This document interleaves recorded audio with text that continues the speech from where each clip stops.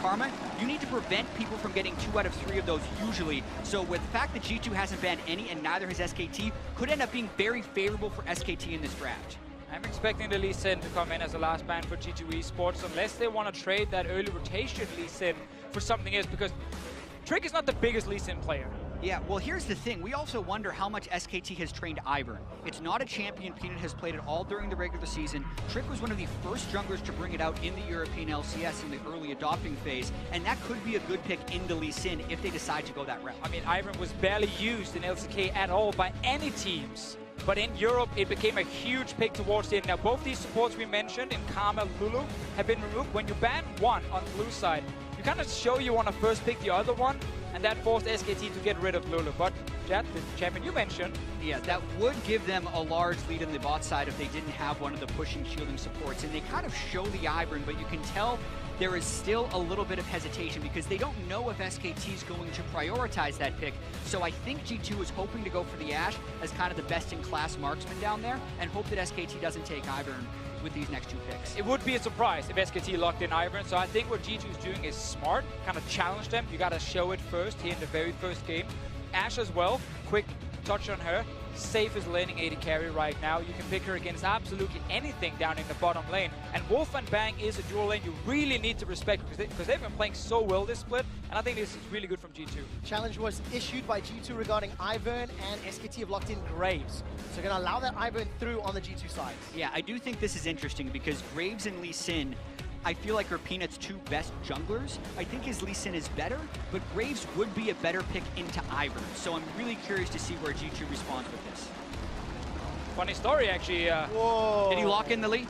He did. That is a bit of a surprise from Trick. He has, of course, played Lee Sin during the split, but it was never one of his favorite picks.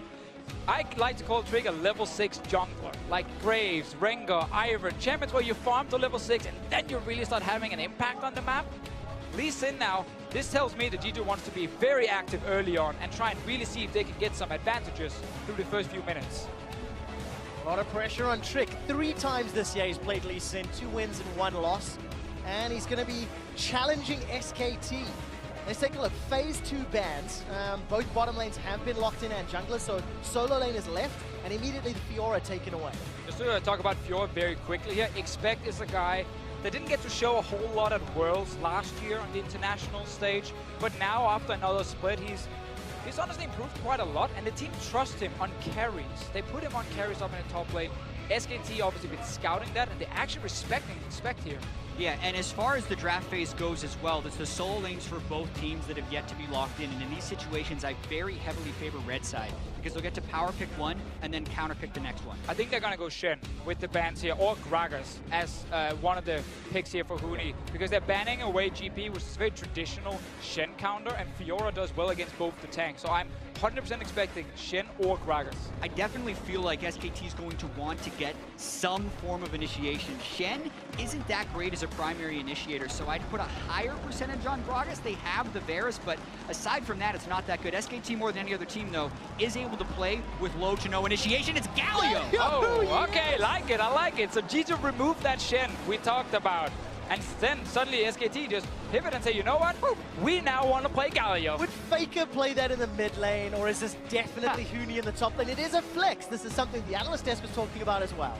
You can, but I definitely feel like right now it's best served in the top lane. It's also really good into tank matchups because of his tremendous wave clear and the way his Q scales. So I would see it as a top laner, but we'll have to see. And now with the next one locked in here, Huni will have the chance to try and counterpick it if there is a ranged top laner available for him to take against it, if he doesn't want to play the Galio. But Galio does offer wave clear. He can play really safe and passive in his laning phase, and then Faker might get his chance to counterpick the Orianna. Safe and passive if it's in the top lane. Under the assumption Trick and Expect do not try gank him. Another early game laner. SK Telecom with their last pick. Will it be the Syndra? I mean, Syndra has been the highest presence mid laner on this patch. Presence means percentage of games picked or banned. And also it's something that is often banned against the best mid laners, and most mid laners need to prepare picks just to play against Syndra. So the fact that G2 went through this entire draft phase, and you could argue the Fizz would be a top lane ban, but essentially threw almost no bans towards Faker, is scary in itself, and Syndra is best in class in the mid lane. Yeah, sadly for Perkz, he couldn't take Syndra himself, even though it is one of his signature picks, because then Echo would have been available for Faker as a counter pick. So he had to go for Orianna as his blind mid laner. I'm excited though, because there's so many fun lanes to watch right now. Renekton against Galio up in top lane. Massive skill matchup in the bottom lane between Sven, Mithy, and Wolf and Bang. That's going to be so exciting. Yeah, how much can these teams play around the bottom side? And how aggressive is that bottom side willing to go? The Ashe Zyra has so much level 6 potential, but so does the Varus and Misfortune, so it can be very explosive when we get around 7 minutes into the game. Well, for G2 with the Renekton and the Lee Sin combination in the top half, I think they're expecting to be explosive. I feel like they're going to come out the gate swinging, try to send a message here on the international stage, try to send a message that they're here to play. If G2 wanted to play slow and steady, they would have locked in Ivern. They're going for action with this comp here. And I think that's the big wild card here for G2 is what level is Trick's Lee Sin, because Lee Sin's not one of those champs you pick up in a couple weeks. This is something you have to spend your career mastering, so I really want to see how good it is right now for Trick at MSI. We all want to see that. For G2, they're going to need Trick to show up. There's the team composition on your screen for G2 Esports, reigning European LCS champions, and of course SKT, the reigning world champions, defending MSI champions. And LCK champions as well. They just keep accumulating titles. It's a question of how many they can get. Always pressure on SKT going into a tournament, because it will be a massive upset and disappointment if they don't suddenly win. That's, I guess, the only problem when you just keep winning and winning and winning. Talk about a first world problem of note there. To give you guys a quick update, there is a brief pause as we've loaded into the game. You can see the technicians on stage there chatting to Sven, it looks like. And we'll get an update for you in a moment or two. When I look across summoner spells, there's nothing really that jumps out super surprising to me. Perkz got himself that flash cleanse. Yeah, I think cleanse here on Perkz is a small surprise. Normally you do that if you're against like an Elise jungle as well with Syndra. Now he's really respecting Faker's setup, but also later on he's respecting Varus. And he's engaged with ult, because there is a lot of CC on the side of SKT, and as an Orianna, you don't offer that much mobility. If you're caught once in a fight, you most likely die. Get caught, get killed. Going to be problematic for Perkz. In terms of the pause, Sven is just querying and double-checking his masteries and runes that have loaded up. Yeah. The team is busy reviewing that one, and I'll keep you updated as I get more information. Yeah, it looks like they had the league official on stage checking to see if it was done in error, if it was done by mistake, or any of those things, and then the referees will then apply the rules from there.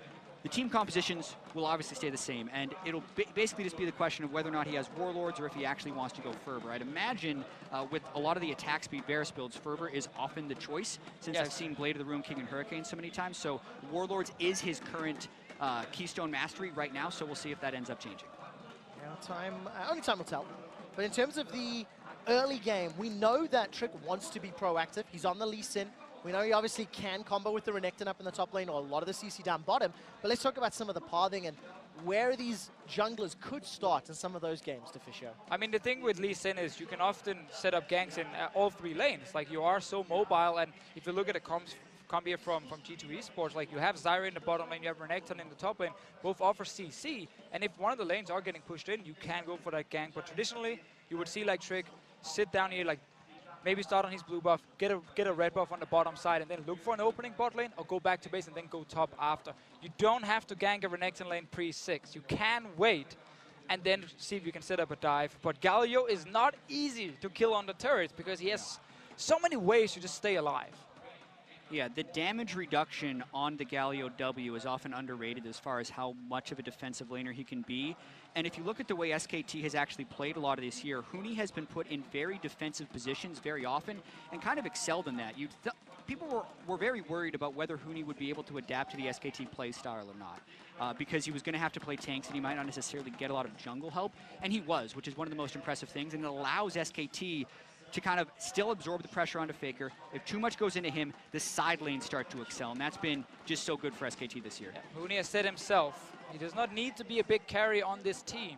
Because if you look around, you have Faker, Peanut, Bang, like, there are star players everywhere, which means the more controlled and quote-unquote passive tank Huni is actually very effective. And it's fun to see, though, in the very first game at MSI. The guy used to just playing carries is now on Galio in his first game. Yeah, Galio in his first game played a number of tanks, obviously, over in the LCK. I have got an update that League officials have investigated, and unfortunately, there's a misclick from Sven in terms of... Great start, G2. And, you know, maybe it is some of those nerves. You know, I don't want to go too far forward.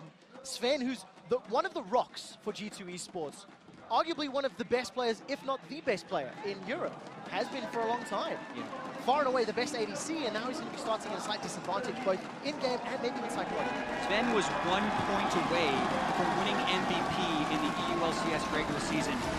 If they want to take solace in this mistake, the fact that Warlord's Bloodlust is still a common marksman mastery, it's not like he's running in there with Windspeaker's Blessing or something, or Deathfire Touch on Ashe, so he can still have a solid game, but this is a very difficult thing. If you wonder about G2 and whether they can keep their morale up in this game, that's a very tough start. Have to look at his level 1 here from G2 Esports. Boy. They're already embedding in the fight. Faker! Oh my god, have they got him?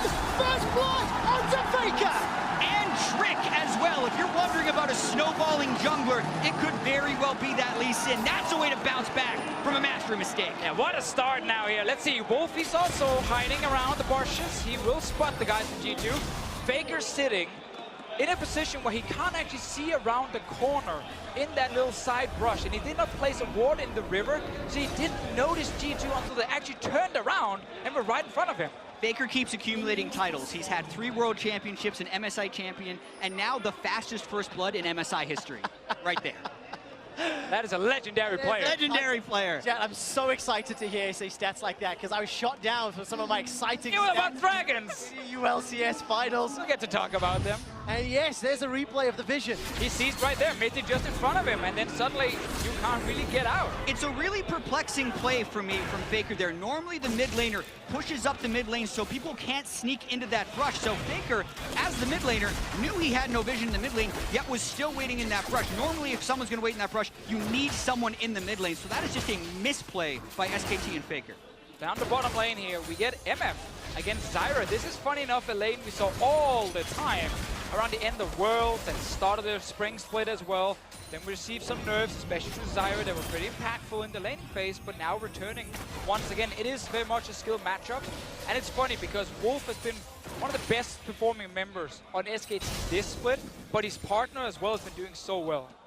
Yeah, thinking about the way SKT plays, Bang actually has the best stats of anyone on the team. His damage percentage is so much higher above the norm than it is in the mid or the top lane. His CS differentials are the same, so oftentimes Faker demands so much attention. And in the past, Bang and Wolf were just this bottom lane that you could throw a lot at, and they'd be resilient. Yet this year, they're doing a lot more aggressive, proactive plays and taking over games in their own right. I'm going to have to bounce back from a small deficit this time around, chat. Trick is not yet backed to spend that first blood gold. Gonna do looks to be a good first clear in this bottom quadrant of the jungle. Wants to go towards the top side here once he actually comes back from base. Look for a potential gank as well. Now what you have to remember is when you have Renekton, you're going to be pushing the lane. And that always opens up for your jungle to also invade the enemy top side jungle. So obviously with now Lee Sin ending on that side of the map, near the Renekton, might set up a play for G2 Esports. But Peanut, well, he's saying, fine, I'm just going to take the bottom side instead. Yeah, and he's already hard farmed so well. He's incredibly experienced up, and with the bot side being empty, he has a good chance of trying to flank around the bottom side if he wanted to. Yeah, he knows Lee Sin will be top now by putting that ward on the Crux, the camp that we actually see taking the least of these jungle camps, because if you have done that full clear on the bottom side, Raptor, Red, Crux, then, well, you have no reason to be on the bottom side. So he's calling now, watch out, Huni, top side is where Lee Sin will be, and you have to now, of course, play a little bit, you know, scared, or at least respectful. Yeah, we'll play a little bit safe. And Huni, you can see the wave pushing deep into it. He knows Faker's flash is down, so he's trying to do this ward jump gank. Oh, Sonic Wave connects. Faker manages to get some damage back in the tower. Tags on a Trick. Perk's just not in range. Wave is pushing against him. Now that looked very, very risky from Trick, just jumping in without any backup, but he's just poking down Faker, trying to force him back to base early to give the advantage to Perks. Lee Sin can still go back in his jungle, get some HP back, bot lane trading as well. Oh, a lot of damage going down onto Bang and Wolf. Mithy actually aggressively walking through everything Wolf was throwing down. As it stands, even Steven CS-wise. Faker with that first blood, currently down 10 CS. That little gank from Trick as well, helping out in his favor. Yeah, I do think that Peanut attempted to match. He also went to shove the mid lane. Now 4 minutes and 40 seconds. Trick just hit level 4. Peanut making another arrival in the mid lane. And Faker's actually ghosting, but realizes there's nothing there. Gonna find any opportunity this time around. All right, 5 minutes in. It's about an 800 gold lead here for G2. Trick's just gone back for the second time.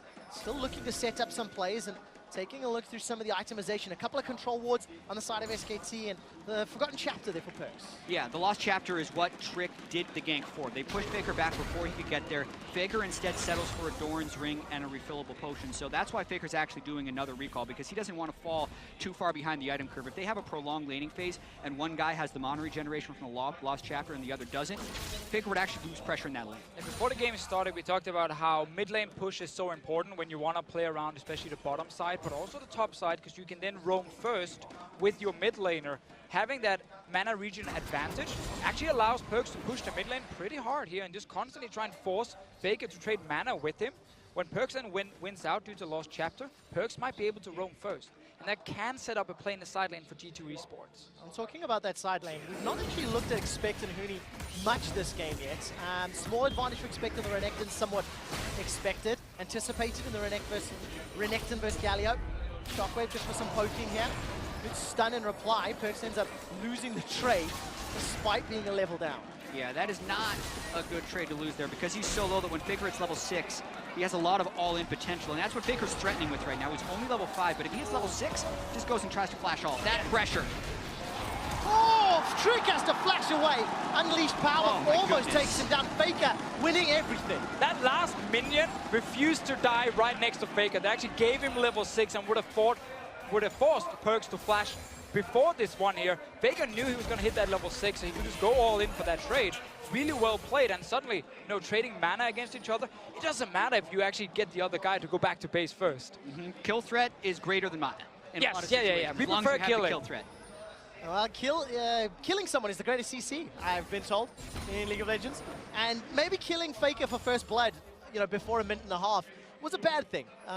Sent him into a bit of a rage to prove his point on a champion like Syndra, who really can take over the early game if given the opportunities. Yeah, and I really want to see Trick get more involved. It really hurts G2, the fact that he went mid lane level 5 and had to burn his flash defensively, because even if he's just trying to hit level 6 and wait to make that play, the kick is so much more threatening with flash up. So Trick falling behind the curve after picking up first blood. We just need to see now that G2 Esports are hitting level 6 across the lanes here.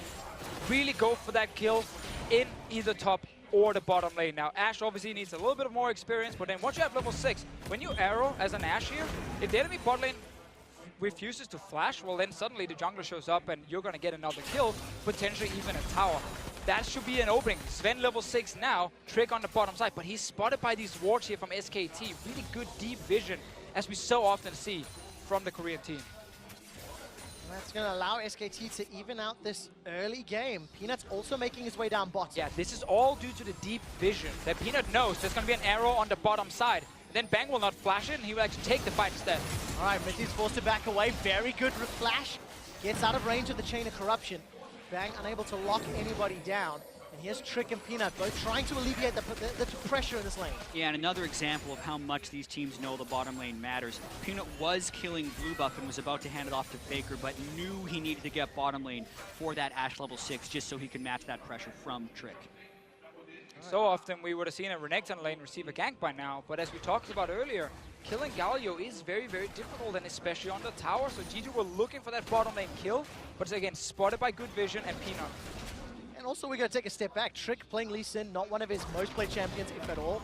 Not only is there questions around, you know, how he's going to perform on the champion, but then the team also has to interact with it. Huni tries to land that Justice Punch, but pulls it just a little short, and now expects under tower, going to do his best to farm it. And we haven't gotten to watch that lane much, but Huni is starting to take control. He was down about 15 CS at 6 minutes, and now has pulled to a CS advantage ever since getting that triple Doran's, but they go for the kill on a Bang. Summoner heal's already used, Exhaust comes down, Bang flashes out of the Stranglethorns. Now Wolf is being forced back, the volley tags him out. Sven's gonna get another flash.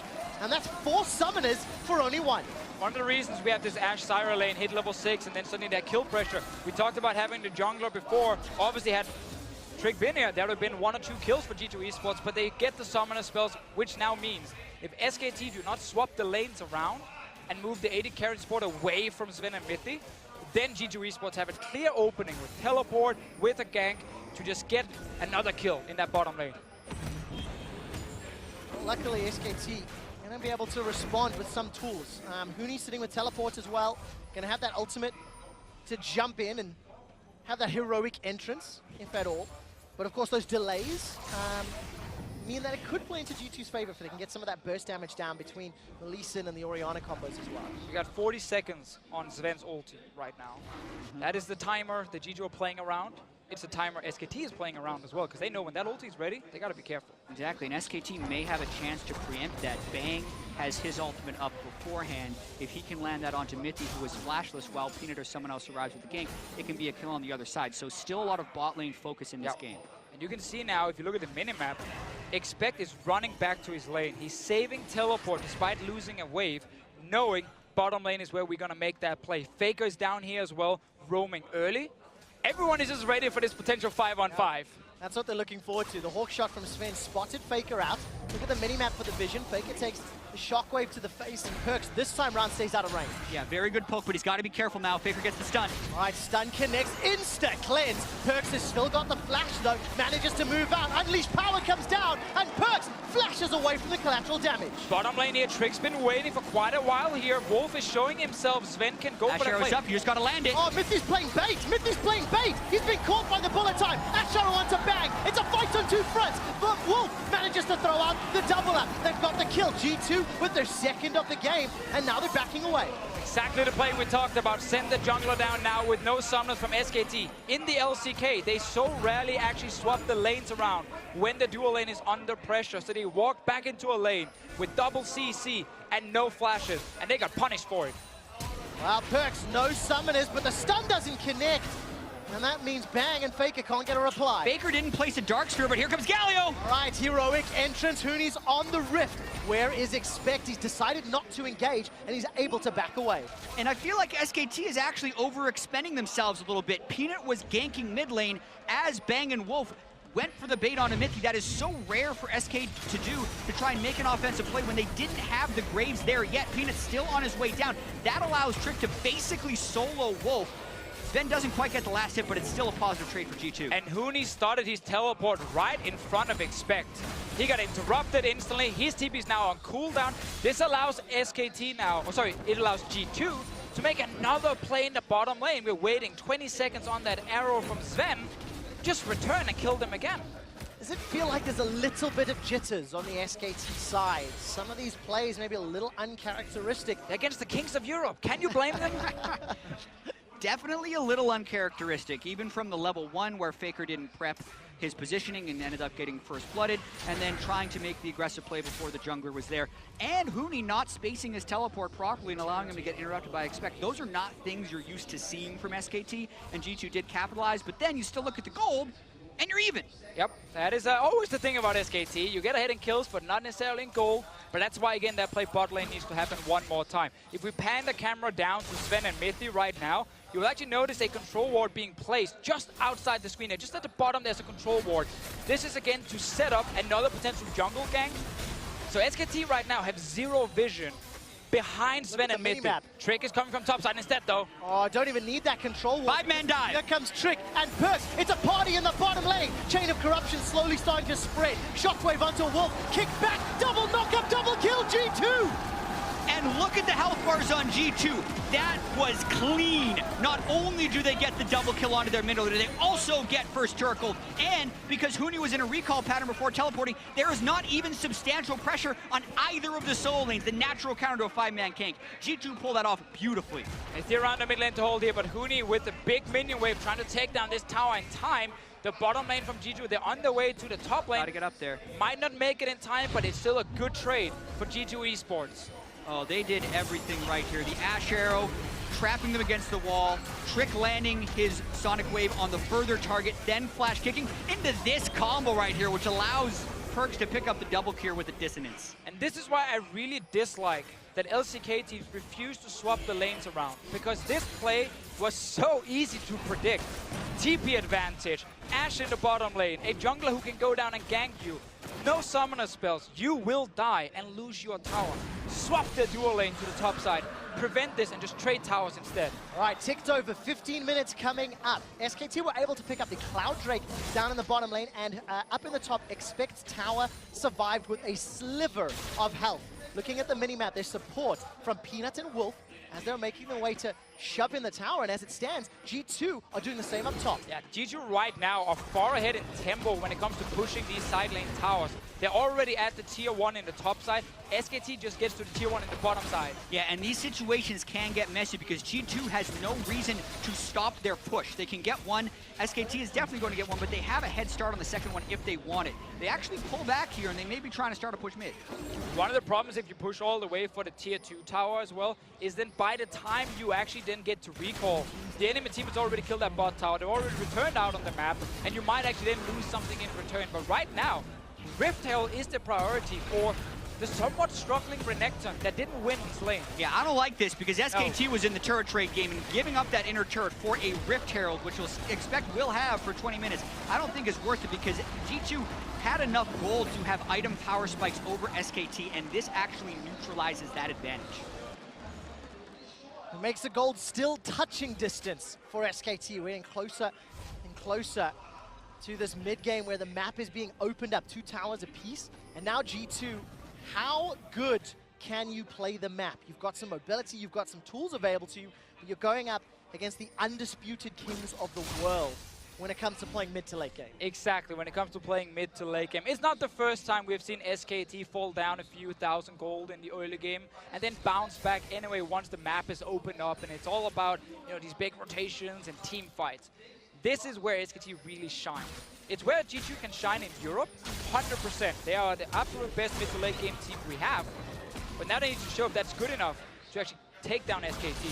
Yeah, as of now, Bang is going to be able to take that top lane turret, actually giving SKT the gold lead, and G2, or not the gold lead, turret lead and close in gold. So now the question is, where can G2 find the advantage? Do they continue to trade, or do they try and force another fight? Well, it feels like G2 have decided to split the map down the bottom lane, trying to deal with those winds of war from Huni's Galio and expect alone up top, but you're not really going to be able to defend this wave. No, G2 right now showing some inexperience and playing against Galio. Galio off a great wave clear.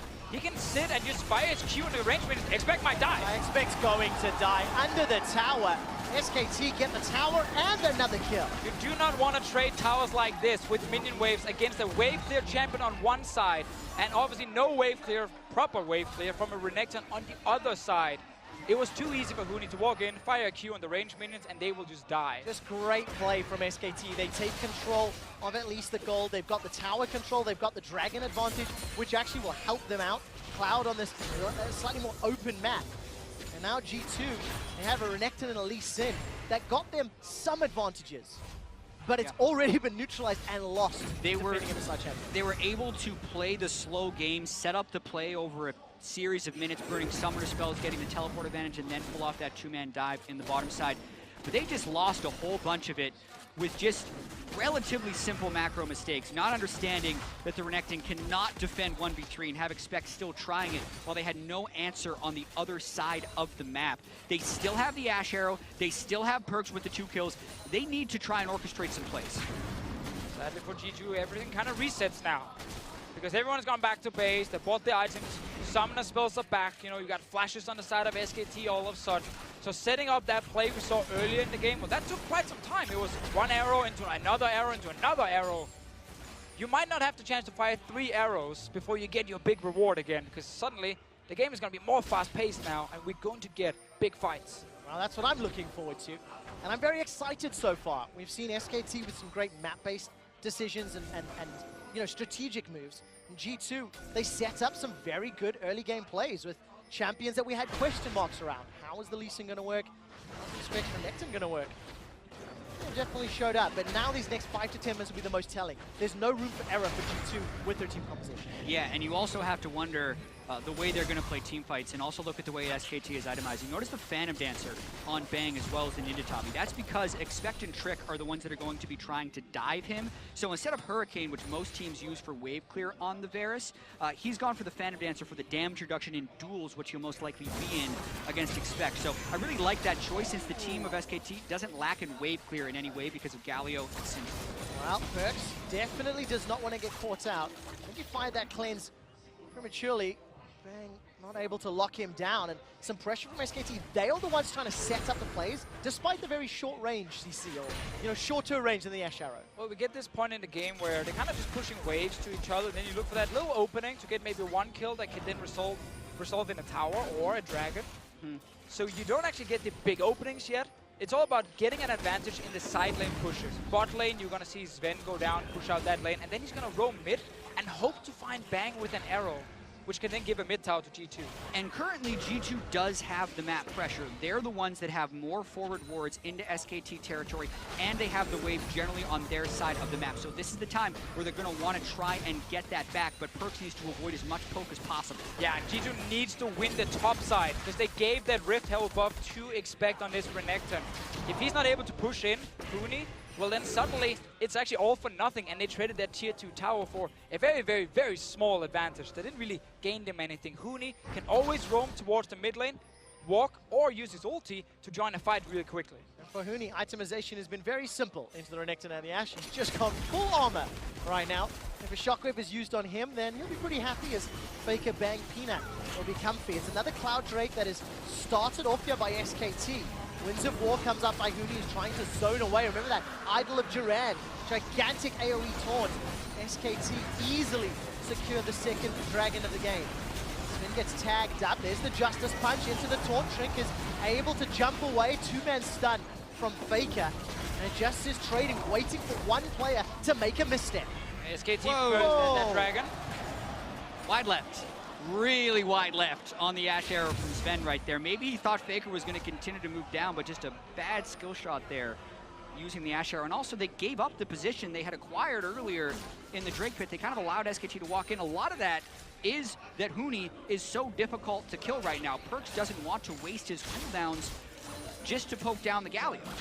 Gotta go like a few seconds back before the dragon even died, and then look at how G2 actually lost the push in every single lane, and then SKT just walked the dragon first, started it, and when G2 tried to run down and stop them, realized we're actually not in a position to fight at the moment. G2 really wants to try and catch a guy out of position right now. It's all about you dealing with that big front line of Huni. Well, SKT there going forward once again, just blowing Perks up. Comboing the CC together, and that just looks so simple. Perks did not expect that damage.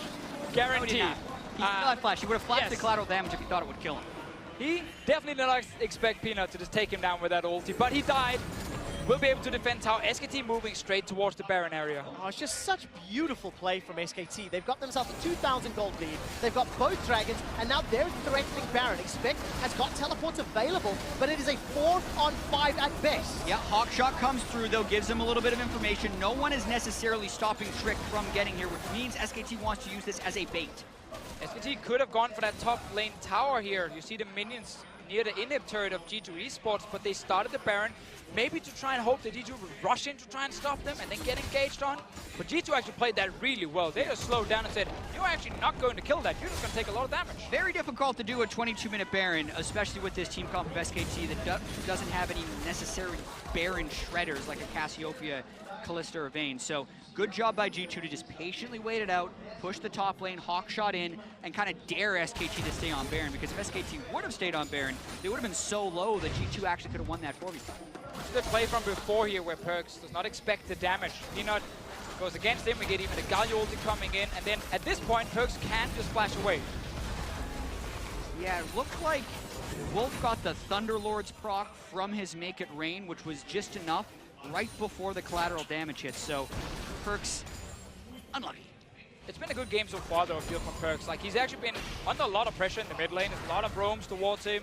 barely got caught up by any of them. 2 kills on Orianna, 2 items now. I like the fact he didn't go for Abyssal Scepter, but just went for the MR boots. You don't want Abyssal when you're the only magic damage dealer. That really counts, because obviously this Zyra here will take a while before you want to buffer up your damage as well. Well, yeah, talking about 2 items, both Luden's Echo and Morellonomicon for the respective mid laners. Black Cleaver, Cowl, Tiamat for expecting the top lane. It's the Frozen Fist from Huni. And of course, Hurricane versus Phantom Dancer, as you guys have already spoken about.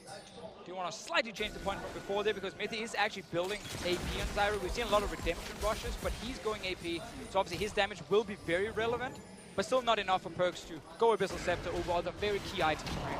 Yeah, redemptionless game. Wolf moving towards a Black Cleaver as well, but there's another chance. Dodged by Faker. Faker's left again. Sidestep. He's got the Ghost down, trying to dodge around. SKT using Baron as a very big bait. G2 don't have an answer just yet, and Huni down in the bottom lane, he's going to shove that wave out. G does not have any wards around Baron, so they're actually not really baiting G2 into anything, because there is enough ways to get vision down for G2 and not lose it again.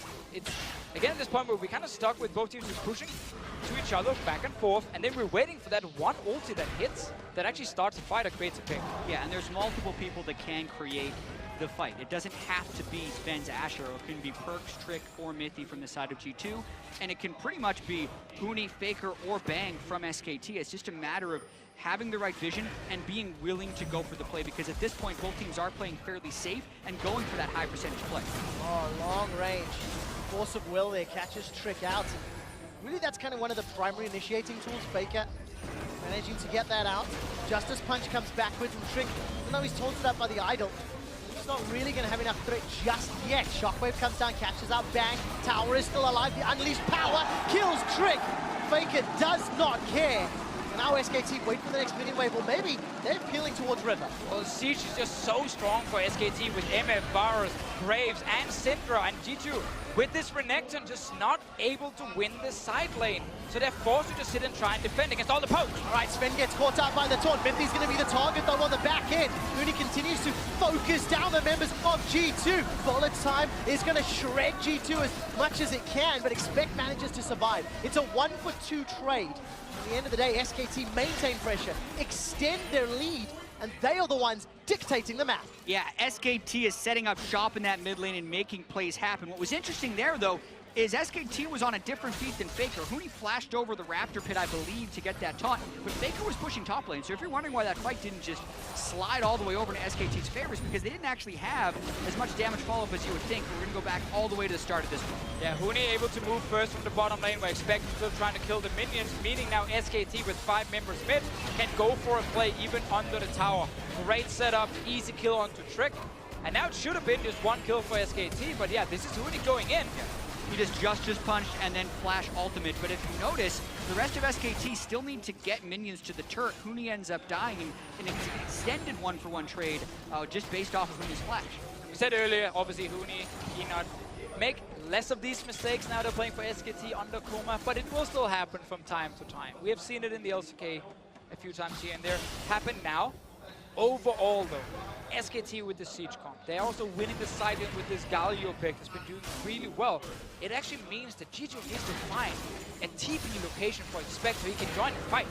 If they're not able to get him into a fight with a proper TP flank, his value in this game will just keep going down and down and down compared to the Galio. It's one of the oldest stories in competitive League of Legends, Renekton in the late game. We're 28 minutes in, we're starting to get to that point, and SKT, despite some of the little mishaps in the early stages of the game, it hasn't really made a difference. G2, their Ash Arrows haven't found the right targets, and their wave pressure hasn't resulted in objectives. Yeah, G2 does not have a ward on this Dragon here. If they had a ward on Dragon, they could actually have gone to Baron and started it to force a fight where Peanut would have been late. But they didn't actually see him take it down until now, and then it's obviously a little bit too late. Yeah, and I do feel like G2's Drake control has been mostly non-existent, and that does consistently hurt them. Can they get an Ash Arrow? Oh. Well, you can't catch the strut. Yeah, Sven has had some poor aim on some Ash Arrows, but SKT has also always been very good at dodging initiations and skill shots, and that is amplified when you have stuff like the Misfortune who has Make It Rate and the double Cloud Drakes, which gives them all that move speed when out of combat. All right, a little bit of a fight up in the top lane. Sven's going to try chase down with that Ranger's focus. Huni may not be able to survive. Uses the ultimate to escape. It's a heroic exit. Huni gets out. But we got to see some of the damage here from Sven and of course Expect against him. Now meaning they're forcing him back to base, and once again, G2 around this Baron here, they have control wards on the Baron itself, and they're trying to look for that one pick with the Ash Arrow. Another member who can do it is Trix Lee Sin.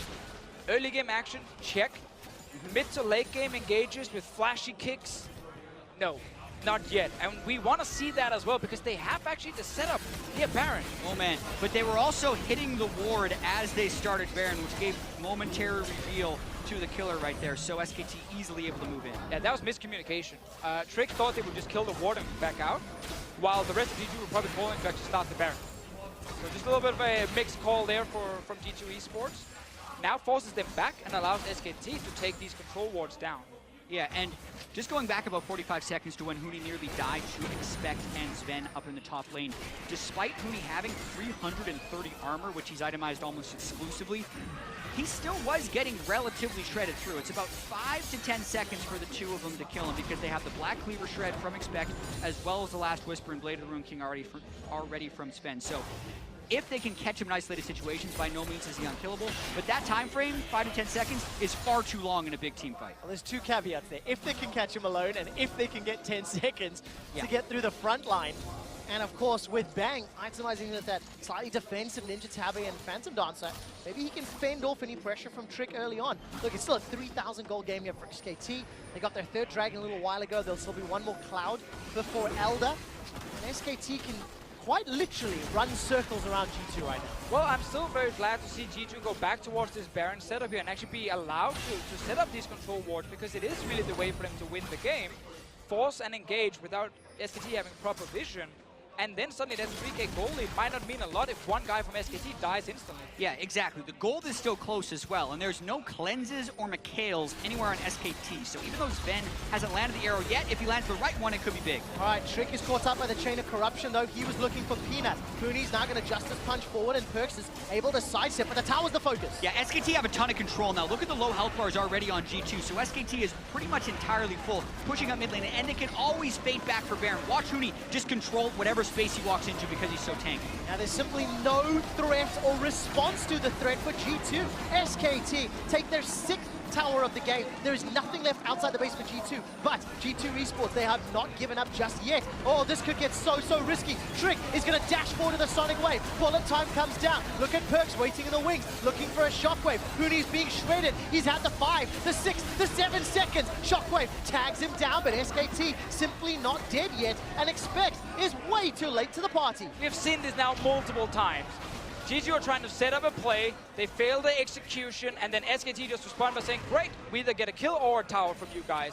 And they just respond so well to that missed opportunity from G2 Esports. It started with the arrow from Sven, and then Trick couldn't land his Sonic Wave. He had to then back away, and suddenly you had no position in mid. And SKT can return to the offensive right now. Huni coming in! Perkz is in so much trouble. Collateral damage takes him down. Huni's looking for more.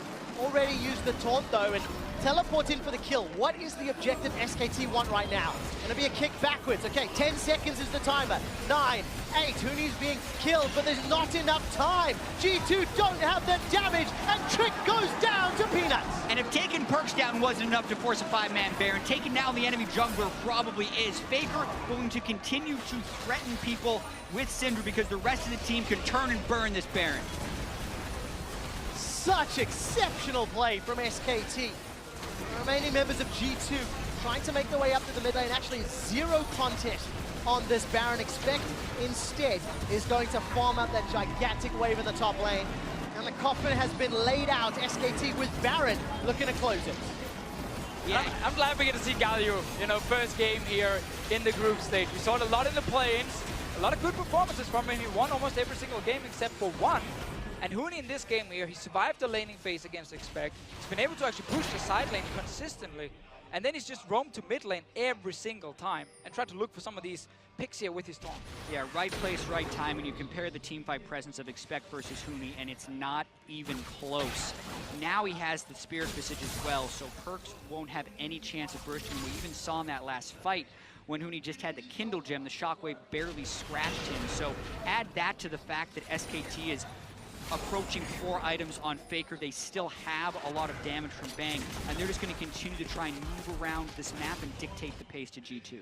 I think if you step back and you look at the game as a whole as we get close to 35 minutes, this is somewhat what was expected coming in. I think G2 looked pretty good in the early stages of the game, but SKT, their poise, their control, their response to everything G2 threw at them, this is the reason they're the defending world champions, the defending MSI champions, the #1 team in the world. It didn't even cost them anything despite some of their uncharacteristic mistakes. Yeah, I mean, it's what we talked about coming into the game, how starting out with SKT often means that you will get your first loss very early on. But SKT has, of course, dropped games in the past in group stages, in best of ones. But in this one here, they've actually been able to just punish G2 Esports in this mid to late game. Because it's been engages from G2 that backfired, were missed Ashe arrows, or Lee Sin never really finding a way to the back line. And then SKT have just been playing that slow and steady game where we're just going to take your towers. Yeah, I will say Trick has never been able to find any of those flanks, and that was a big question when they picked it early. They could have had more late-game reliability, or even mid-game reliability, had they gone with something like the Ivern, but they opted not to, and the small early-game lead they may have gotten with them is negated here by the way SKT is playing the map. Now the play style that G2 actually put into the Rift today have been benefited with an Ivern instead. However, that is hindsight. That's something they'll have to talk about. Remember, G2 will play another game later today, as will SKT. And SKT are now knocking on the inhibitor turrets, top and middle. Huni is having Expect number. Nothing that Expect can do, and for now, G2 are holding off this siege and this push.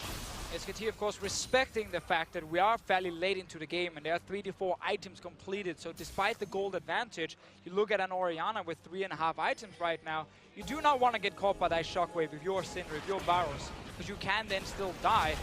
They're waiting here, another arrow goes wide.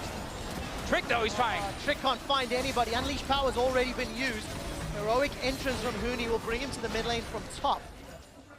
Trick did force a flash from Faker though. Faker respected the fact that kick flash could happen from the Lee Sin, so he flashed early, but they're pushing bot lane now. Oh, they absolutely do. SKT are going to take down the tower already. Justice Punch will set up position for Expect. He's down. Dominus didn't even matter. Nifty's been forced away by the poke, and SKT take the first inhibitor of the MSI 2017. Shockwave also completely whiffed from G2, so that means SKT can continue this offensive.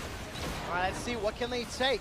SKT backing away, a little bit of damage onto Huni, but it doesn't matter. Sven steps forward from the Winds of War. He's not going to find any further damage. Defensive flash from Huni. But SKT don't care. Look at this. Faker and Peanut, they've taken down another tower in the mid lane. Trick has still got access to that Dragon's Rage, but there's no damage following up. They're too far away. He's going to look forward. Sonic Wave unable to connect, and SKT 10,000 gold lead, and the base is broken for G2. And it's once again that situation where G2 try and start the fight. Everyone from SKT disengage, and then instantly they react. Okay, bot lane, that's where we're pushing. Take down the tower, take down the Renekton, and suddenly G2 Esports, after using their engage and didn't manage to get anything, well, you're not really going to win a fight then. Exactly. Contrast SKT's coordination in the middle late game with that of G2, where G2 is fighting oftentimes 4v5 and then Expect ults on the side of a fight after it's already over and can't find his way in. And yes, G2 does have initiation. SKT has a little bit more poke in their team composition, but more so, SKT has just been dodging so many of the engages, it's making it seem like G2 have no tools. Because at least Sin, Orianna, Ashe, Zyra absolutely has initiation tools, but it doesn't feel like it against SKT. Yeah, every single arrow that's been fired by Sven has been questionable at best over the last 20 minutes. And also, just to remind you, Sven, of course, loading up with the wrong keystone. A little bit of jitters on stage when they start their campaign here towards MSI players. Ooh, right now, Trick is actually behind SKT. I don't think they saw him hide here in the Wolf camp. No flashes on Faker and Bang.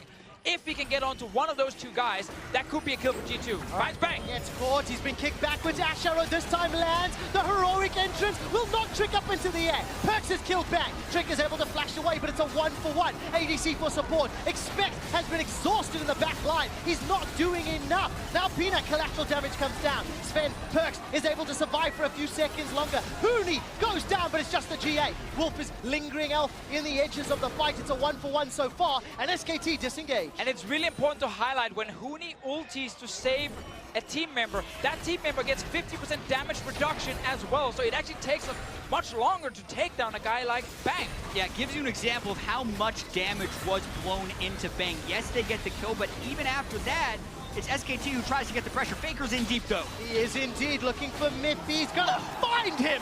The Dark Spheres and Force of Will in a 1v4! Faker finds his man! Faker always finds a way. He gives up first blood. Mithy says it's unfair. He then starts a 2v1. Goes in 1v4, finishes off Mithy, and what are you gonna do? Good to see Trick, though, finally actually find the backline in the last fight. Obviously, just to change that, it is 40% damage reduction from Huni when he comes in. Doesn't change a whole lot, and it was enough to obviously try and buy time for SKT. 1-for-1 fight, in the end 2-for-1 with Faker's play. 2-for-1 with Faker's play, and unfortunately for G2, it is just too late. They needed those fights, those picks 20 minutes ago. To give you a quick update about the pause, Miffy is querying one of the skill shots landing. I believe his E has requested a review. Yeah, he said his E should have landed. Pause is asking for the review, so they are currently reviewing that. I would think we're going to get a replay. We can try and make a judgment on that as well. He also died, so I wonder if he was dead in the Edens. I didn't see it super clearly, but that's obviously what they're reviewing right now. We'll keep a close eye on that and keep you updated. 40 minutes into the game, G2 finally make this combination work. Took them long enough. It did. But I think you have to step back and look at this. G2 also making a statement this game, right? Huni with the Galio, maybe a little surprising, but the Lee Sin for Trick, he's had some good plays. The early game setup was clean. And for G2, they're okay at the start, although they were expected to lose. Heavy underdogs this match. Yeah, I mean, holding on for now and trying to go even in these late game fights is obviously a good thing from G2. Problem is they're just always losing a little bit more. Like whenever they trade 1-for-1, it's also an in-hit for SKT, or maybe that's a kill follow-up. Let's see the fight from before. Yeah, we're going to get to see. So what we're paused for is watch Mithy's E. Should it have hit Faker? No, that seemed Looked like Faker just sidestepped it. Definitely seemed like the stun was over. Yep. Faker got to move again. And of course, the E from Mithy seemed to hit where Faker was actually stunned before. I also think I saw Faker just throw down his Ghost as well. Just giving that a little bit of extra movement speed. We'll wait for the league officials to give us the final call, but at least to our eyes, it feels like that was a miss. Yeah, League Ops has determined it should not have hit, so they're getting ready check, and we should be right back into the game. I think one of the bigger stories for SKT this game, though, is, yes, we had some missteps from Faker early. We had the SKT bottom lane going a little over-aggressive at times, but I thought Peanut and Huni have been completely on point. Huni has commanded so much presence, and Peanut has been the one sneaking in those kills at the back end, not to mention heavily out-pressured and out-farmed Trick throughout this game. Oh, yes, been a big difference in the top lane. I actually think G2 are a little bit surprised at what Galio brings to the table. Not saying they don't understand what the champion is doing, but we saw moments where they would try and like trade tower pushes, and then Galio would just wave clear it. They probably didn't respect that part. The damage reduction Galio's ulti brings when they try and create a pick. Like, it's been very difficult for G2 to deal with this Galio pick here, and that's kind of what we hoped in a way, because then if Galio can make his way into like the ST of the top laners and we get to see him almost every game, that would be very exciting. And if it's not the ST of every game and it ends up getting banned, what are you losing in exchange for that, right? How does the game change around Galio that has kind of, I don't want to say surprised us, because Galio has been seeing more and more play. Loading back into the game just to give you start. 40 minutes in, SKT have responded to everything G2 have thrown at them and simply outplayed Europe's #1 squad. This is the engage we get from Trick, where he was hiding behind SKT. Ulti comes in for Huni, so Bang stays alive for a little longer. They will get the kill and end up trading 1-for-1. Yeah, and after the 1-for-1, then it is still just a bit of a team fight, right? Trick is dead, but Sven, as well as Perks, do get pushed out of the fight by Peanut for a little bit of it. Huni then taking the full 10 seconds pretty much for his Guardian Angel go down. The fight ends up resetting. See, we're back now. See what SKT actually wants to do. Baron is alive, 40 minutes into the game, still a massive goal lead in favor of SKT. No 4th item completed for Perks just yet. Ready for Sven though, so the carries from G2 are not weak at this point. Well, they've got some difficulties because there's 2 lanes of super minions pouring through. Look at the vision that SKT is working with. So Lack thereof for G2. SKT has not placed a ward in the Baron pit, so they don't actually get to see the blue trinket that's placed by G2 unless they step into the Baron pit itself to kill it. A lot of teams like to just place a ward in there just for safety to always spot these blue trinkets. SKT this time around, they will find it later once they go to the Baron. A little bit of an oopsie. Yeah, and a lot of this is actually a timing game. They're waiting for the wave of super minions in the bottom lane to full expect away, because right now G2 is hoping that SKT try a 5v5 fight. They're going to move up there and get the ward right now. Yeah, and it's not really like an oopsie, because you're not supposed to actually place a ward on red side in the Baron pit, because you're supposed to place it in the river and in the entrance to G2's jungle. You just have to obviously go back and then check from time to time that, you know, there is a potential blue ward you have to kill, which they just did right now. Trick is having fun with the dragon. But, Hello, Trick. Oh, he's holding Cutting you off, man. Gets out of range of the Justice Punch. Has already used the Dragon's Rage. Okay, Elder Dragon is the focus here for SKT with 4 elementals. Here's the thing, even if G2 steals it, they don't get that big of a reward, so this is really smart by SKT to just full force the Elder. They're going to secure it uncontested here. Shockwave actually was thrown down. That means it was contested, but Peanut easily able to secure that with the smite. 4-0-2, he's Flame Horizon Trick on that Graves. Sniped so many G2 members with that collateral damage. And really just been everywhere his team has needed him the entirety of this game. G2 now needs to give up this Baron against a 4-Drake Elder Drake. It's not exactly what you want to fight right now, but they will be forced into some sort of team fight, because SKT with Baron buff Elder Drake as well, plus their advantage will just force it. Yeah, SKT did that exactly right. They get the Elder Drake, they get the Baron, they empowered recall, they elixir up because multiple people were sitting on max items. You even see a serrated Dirk coming in from Wolf. Now they can just five-man push down those inhibitors once again. Probably even go for inhibitor number 3 and try and get the full, complete victory. G2 here trying to set up a Fnatic Death Rush. Problem for them is right now, SKT are just pushing top and mid lane. So when there are no doors on your house, you cannot sit in the backyard of your enemy and hope that they'll be setting up a barbecue. Anyways, SKT with Baron empowered minions and 1-2 cannons up in this top lane. They're just going to try apply some pressure. Cooney is throwing out those winds of war from the flank of G2, and it feels like just a matter of time until somebody gets fought out here, or Sven decides to throw down the arrow. It catches onto Wolf. Cooney's coming in from the side. Heroic entrance will save Peanut's life, and Expect is the man that goes down. He's already been popped at G8. Not going to be used. As it stands, SKT will take a 3rd inhibitor. The bottom one has respawned, so will the middle one very, very soon.